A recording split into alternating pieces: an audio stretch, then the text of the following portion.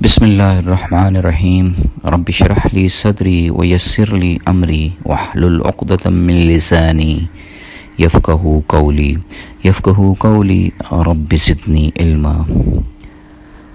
آج 31ویں سورت سورہ لقمان پر غور و فکر ہوگا۔ نام تجویز کیا ہے میں نے ڈیوائن وزڈم۔ یہ ایک مکی صورت ہے جس میں 4 رکوع اور 34 آیات ہیں۔ حضرت لقمان علیہ السلام کا تذکرہ آیت نمبر 12 اور 13 میں ہے، جس میں انہیں حکمت اور دانش عنایت کی گئی، یعنی ان کا سینہ ایسے علوم کے لیے کھول دیا جس سے انسانیت کی فلاح مقصود ہو۔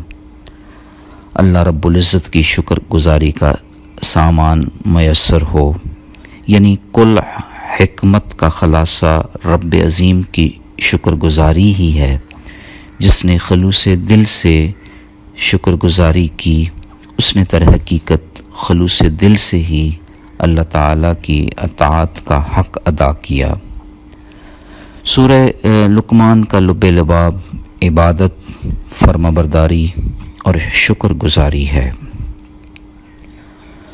سورت کی ابتدائی آیات واضح کر رہی ہیں کہ قرآن کریم نیک لوگوں کے لیے ہدایت اور رحمت کا ذریعہ ہے، ان کے لیے جو نماز قائم کرتے ہیں، زکوٰۃ کی ادائیگی کرتے ہیں اور آخرت پر پورا یقین رکھتے ہیں۔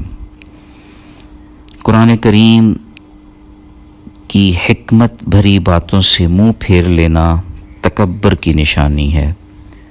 جو اس تکبر سے بچ گئے، ایمان اور نیکی کی راہ کے راہی بن گئے، وہ جنت کے لیے کوالیفائی کر گئے۔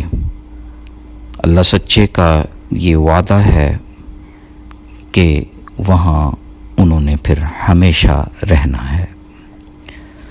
حضرت لقمان علیہ السلام نے اپنے بیٹے کو جو چند حکیمانہ نصیحتیں فرمائیں، وہ آج بھی اتنی ہی کارآمد ہیں جتنی کہ اس دور میں تھی۔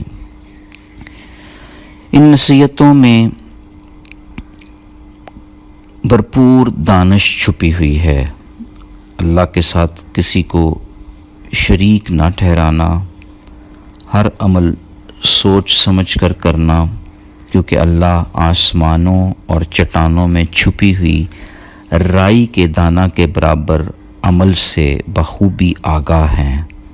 نماز قائم رکھنا، نیک کاموں کی نصیحت کرتے رہنا، برے کاموں سے روکنا، کسی بھی تکلیف پر صبر کرنا، زمین پر اکڑ کر مت چلنا، کیونکہ اللہ مغرور لوگوں کو پسند نہیں فرماتے۔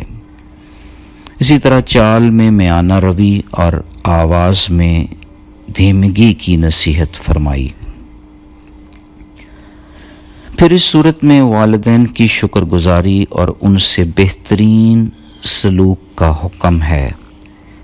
اس حکم کی تعمیل ہی دراصل رب کی شکر گزاری ہے۔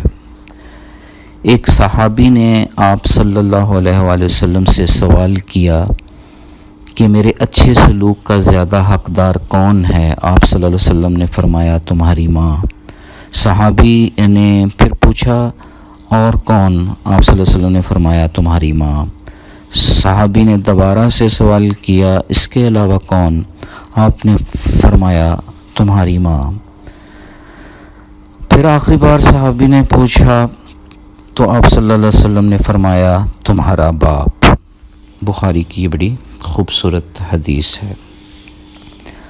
اللہ تعالیٰ کی نعمتوں کا اظہار اس صورت مبارکہ کا خاصہ ہے، لیکن ان نعمتوں کا راز ایسے اشخاص پر ہی عیاں ہوتا ہے جو غور و فکر کرتے ہیں کہ کس طرح اللہ رب العزت نے زمین و آسمان کی ظاہری اور باطنی نعمتوں کا ہمارے لیے سامان پیدا کیا ہوا ہے۔ ہاں، غیب کا علم اسی رب تعالیٰ کے ہاتھ میں ہے۔ اللہ تعالیٰ کے فرمانبردار بندے اس کی خاص حفاظت میں رہتے ہیں۔ سب سے افضل فرمانبرداری ہر چھوٹی بڑی چیز کے لیے اس ذات باری تعالیٰ کے آگے جھکنا ہے، اسی کا سہارا تھامنا ہے، یہ تصور رکھتے ہوئے کہ ہر چیز کا اختیار اللہ ہی کے ہاتھ میں ہے۔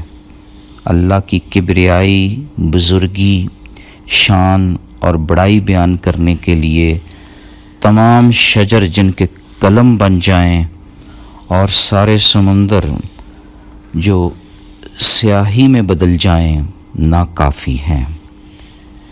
اس کی قدرت ہمہ گیر ہے، وہ ذات ہر چیز پر غالب ہے۔ دن رات، سورج اور چاند اس کے حکم کے پابند ہیں۔ سمندر میں کشتیوں کا بحفاظت چلنا بھی اللہ کی نعمت اور فضل کا حصہ ہے۔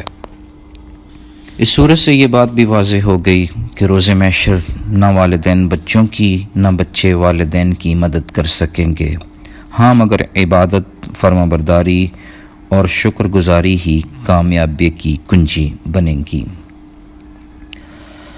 اس طرح سے یہ صورت اس راز کو عیاں کر رہی ہے، آج کے طالب علم کو، استاد کو، نوجوان کو یہ خبر دے رہی ہے کہ آفاقی سچائیوں پر اگر دسترس حاصل کرنی ہے، معرفت کا نور سمیٹنا ہے، تو فضول باتوں سے کنارہ کشی اختیار کرنا ہوگی، اعلیٰ درجے کی شکر گزاری اور صبر و تحمل سے کام لینا ہوگا۔ فی امان اللہ، اللہ حافظ۔